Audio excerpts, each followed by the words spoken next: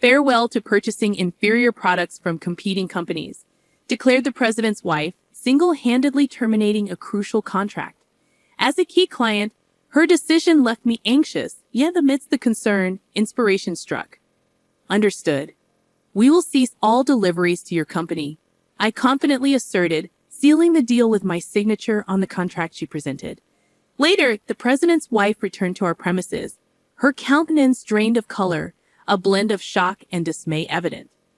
My name is Mia, aged 37, and I helm the company passed down from my grandfather, a bastion of stability with a roster of esteemed clients. To safeguard our legacy and workforce, I immersed myself in economic studies and business development. Specializing in precision mechanical equipment, our seasoned employees, some with tenure dating back to my grandfather's era, impart invaluable knowledge. My dedication hasn't gone unnoticed. I've garnered trust and respect, even among the elder staff. However, the journey to further recognition is ongoing. There's always more to learn. Then, an extraordinary incident unfolded within our midst, the catalyst being the president's wife of a pivotal client. Despite our long-standing relationship, she derided me as a childish girl unfit to lead. Mrs. Brown's unexpected appearance at her husband's year-end gala, where I was invited, marked our initial encounter. After cordial pleasantries, she delivered a disconcerting warning, insinuating potential repercussions for perceived deception. Confounded by her animosity, I observed Mrs. Brown's amiable demeanor with others, contrasting sharply with her demeanor towards me. As the evening waned, I couldn't shake the feeling of unease, pondering the underlying motives behind her hostility. And so, as the festivities concluded, rather than attending the after-party, I retreated to contemplate the unsettling exchange. I resolved to visit my parents' house, seeking insight into Mrs. Brown's perplexing behavior. With both my parents and grandparents residing there, it served as a sanctuary where I often sought counsel from my grandfather. Upon arrival, I extended my apologies for the late hour, met with warm welcomes from my parents, who informed me that my grandfather was still awake. Eager to delve into the matter, I sought out my grandfather to inquire about Mrs. Brown's character. To my bewilderment, my grandfather painted her as an epitome of perfection, a devoted wife unfalteringly supporting her husband, devoid of ulterior motives. Yet the more I learned, the more perplexed I became regarding Mrs. Brown's demeanor. Days after the eventful party, Mrs. Brown made an unexpected appearance at my company, much to the surprise of my staff and secretary. Her unannounced visit left her waiting, a situation that evidently irked her.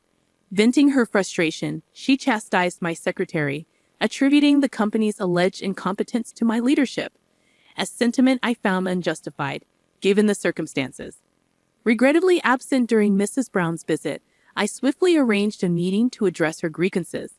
Upon entering the president's office, I anticipated encountering her husband, only to find Mrs. Brown occupying his seat, exuding an air of superiority. Despite this, I extended my apologies for my prior unavailability and expressed a willingness to address her concerns. To my surprise, Mrs. Brown abruptly declared goodbye to utilizing inferior products from other companies, a statement that left me momentarily taken aback. I stood in stunned silence, my expression surely betraying my disbelief as Mrs. Brown leveled her accusations. A company overseen by someone as inexperienced as you simply can't be relied upon, she asserted, citing alleged overcharging and questioning the quality of our products. Her assertions were baseless, prompting me to vehemently defend our pricing and passionately extol the superior quality of our offerings, endorsed by the president himself. Yet Mrs. Brown remained obstinate, refusing to entertain reason, her condescending demeanor grating on my nerves.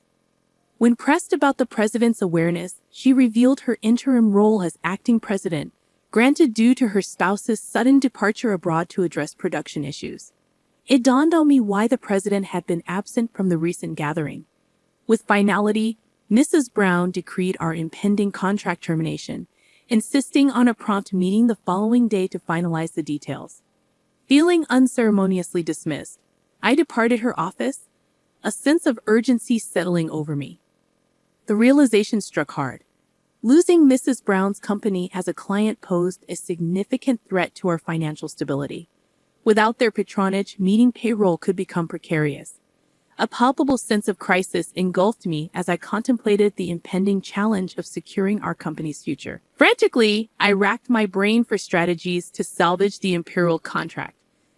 The following day, Mrs. Brown punctually arrived at our premises, her demeanor somber as she placed the termination documents on my desk, urging swift action. Refusing to sign without consulting the president, I pleaded for time, only to be met with dismissive remarks about our operations' scale in comparison to their corporate stature. Infuriated by Mrs. Brown's arrogant stance and the abrupt termination, I felt betrayed by the lack of remorse for severing our long-standing ties. Resolute in my decision, I enacted the contingency plan I had devised. In a moment of clarity, I confronted Mrs. Brown. Her laughter at my inquiry met with a steely resolve from my end. With a swift stroke, I affirmed our withdrawal from future dealings, momentarily catching her off guard before she regained her composure, seemingly satisfied with the outcome. As Mrs. Brown departed, her self-satisfied demeanor evident, my secretary and I exchanged polite bows, concealing inner smiles. Reflecting on the situation, I couldn't help but feel a twinge of amusement, contemplating her oversight and hastily concluding the agreement. Following her departure, I extended gratitude to Mrs. Brown's husband via email, expressing appreciation for past collaborations. Moments later, a call disrupted the quiet of our office, signaling the beginning of a new chapter. I found myself caught off guard by the unexpected call, but quickly regained composure upon reading the president's email. Agreeing to his request for a meeting, I awaited his arrival alongside Mrs. Brown, her demeanor displaying clear discontent. Formalities exchanged, the president wasted no time in getting to the heart of the matter. Seated comfortably, I narrated the sequence of events leading to the contract termination, Mrs. Brown's abrupt decision, and my subsequent response. As I recounted my frustrations, the president's complexion paled, immediately offering a sincere apology.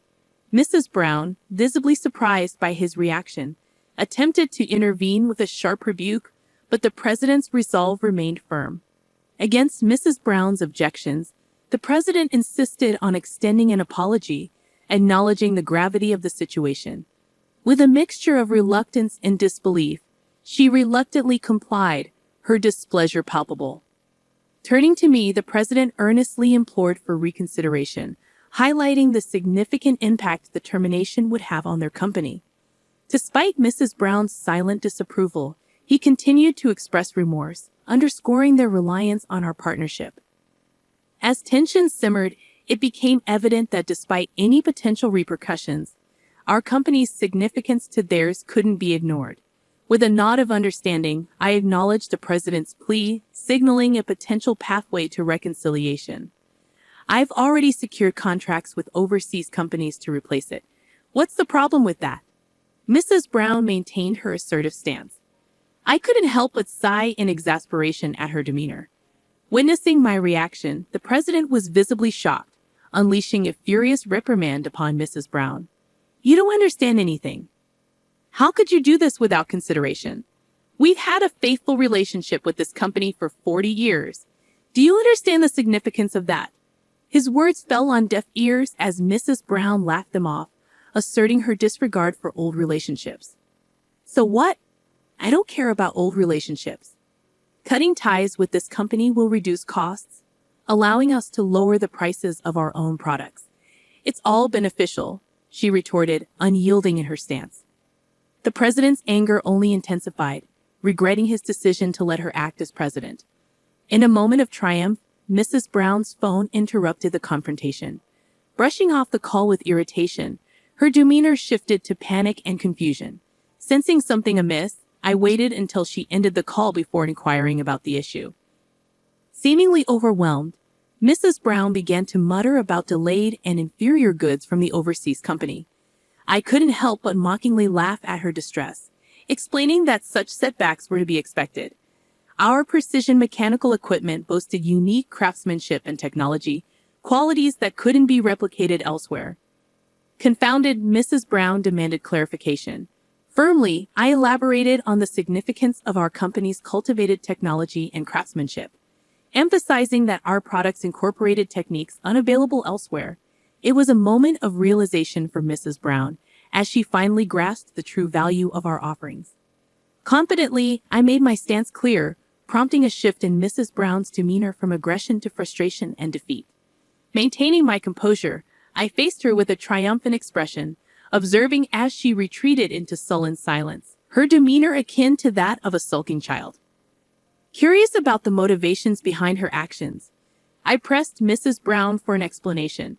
With a defined attitude, she began to unravel her intentions, her desire to pass the company to her son conflicting with her husband's plans. It became evident that her actions were driven by a misguided attempt to secure her son's future by positioning him as the company's president, a plan thwarted by her husband's opposition. Seizing an opportunity presented by overseas complications, Mrs. Brown had orchestrated a series of maneuvers to consolidate power and eliminate perceived threats, including severing long-standing partnerships and pursuing alternative contracts. However, her plans unraveled upon discovering her son's true aspirations, leading to a moment of reckoning. In a surprising turn, the president revealed their son's preference for pursuing agriculture, not business, an admission that left Mrs. Brown visibly shaken. Confronted with the reality of her son's desires, her resolve faltered and she sank to the floor in defeat. With sincerity, the president pleaded for a chance to rectify the situation, expressing a willingness to amend the terms of our contract. Extending a hand in reconciliation, I proposed a path forward on the condition that Mrs. Brown relinquish her involvement in the company's management. While the president's relief was palpable, Mrs. Brown remained embittered, insisting that the termination documents would stand. Despite her resistance, a glimmer of hope emerged as the possibility of reconciliation beckoned, marking a pivotal moment in our dealings with Mrs. Brown and her company. I stood firm in my decision not to invalidate the contract termination, a move driven by Mrs. Brown's unwavering ambition for her son to ascend to the presidency. Despite her stubbornness, I remained composed, suggesting she revisit the contract documents. In a pointed gesture, I drew attention to an overlooked detail, my signature placed outside the designated area. Mrs. Brown's silence spoke volumes as she grappled with the realization of her oversight. With a calm admonition, I underscored the importance of meticulousness in managerial roles, a trait seemingly lacking in Mrs. Brown's approach. As the president eagerly examined the document, gratitude overflowed from him, contrasting sharply with Mrs. Brown's remorseful demeanor. Relieved to have preserved a crucial contract, I earned praise from my grandfather for safeguarding our employees' future. However, Mrs. Brown's duplicity extended beyond our dealings, prompting widespread apologies from the president to affected companies. I lent my assistance in clarifying the situation, fostering cooperation among those wronged by Mrs. Brown's actions. Consequently, Mrs. Brown faced repercussions, ousted from the management team and embroiled in divorce proceedings with the president. Despite her resistance, his resolve remained unyielding, driven by a sense of betrayal. Meanwhile, her son found liberation from his mother's pressures, pursuing his agricultural studies with newfound independence. For my company, the ordeal yielded unforeseen benefits, garnering favor with major corporations and attracting new contracts. Sales surged, surpassing even my grandfather's achievements, while employee morale soared. As I continued to lead and learn, the lessons gleaned from this experience reaffirmed my commitment to growth and integrity.